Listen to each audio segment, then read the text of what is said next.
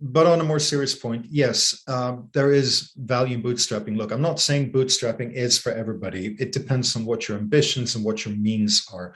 We were fortunate that we had a windfall, which we could have paid ourselves, but we always have this stupid tendency of, as soon as we get someone who would say, hey, let's do something fun with it, like let's start a publishing company. So one of the other things we've done is we publish books as well, on How did that similar work? kind of topics. We did a book on the old Swedish exploitation film posters. So the guiding philosophy of the company has always been that as long as we're not losing money and we're having fun, then we're doing okay. You know, we've both had day jobs that have kept food on the tables and sort of kept the lights on as well. So we've been able to do this. Now we have to get more serious. This has become more of a full-time job.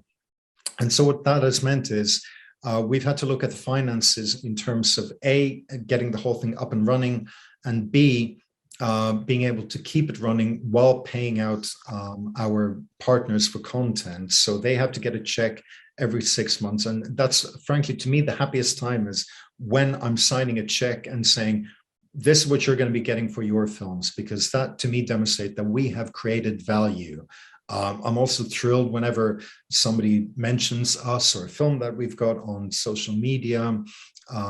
But the fact that they renew is validation enough for me for that. So when you're bootstrapping, what it means is effectively is that you are fully responsible for all your profits and losses, and that makes you extra, maybe not cautious, but mindful and focused in terms of where that investment should go. So we're much more focused on how do we prioritize developments, which features do we want to launch with, what's the minimum viable product for us to launch with, which are key things to come next, and which are nice things to have. And some things turn out to be not that much used or not that useful. So inevitably, not everything is you're going to get it right.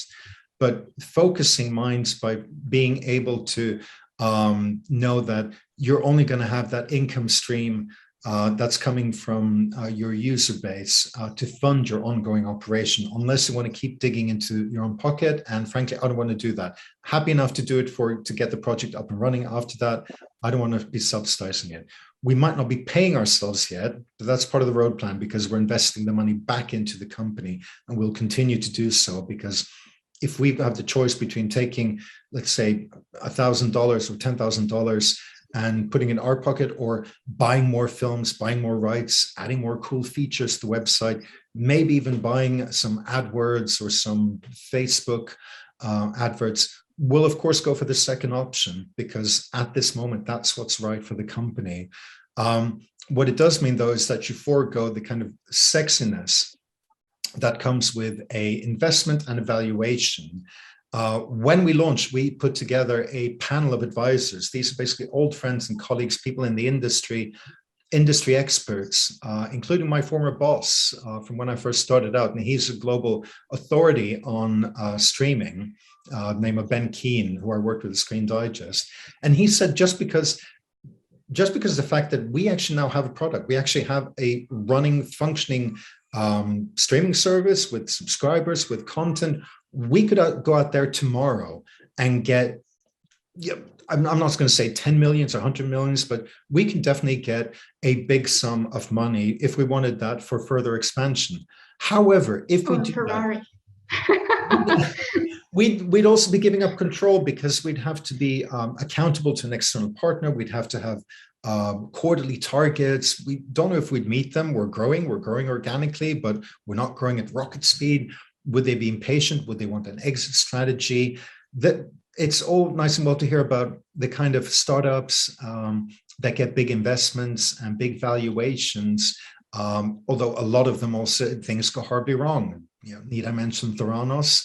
But then you have companies such as MailChimp, which recently sold, and that company was completely bootstrapped. So the founders were completely in control and shareholders, and then they exited while staying aboard running it for a huge valuation. So don't feel the need that you're not somebody unless you've got external funding coming into it.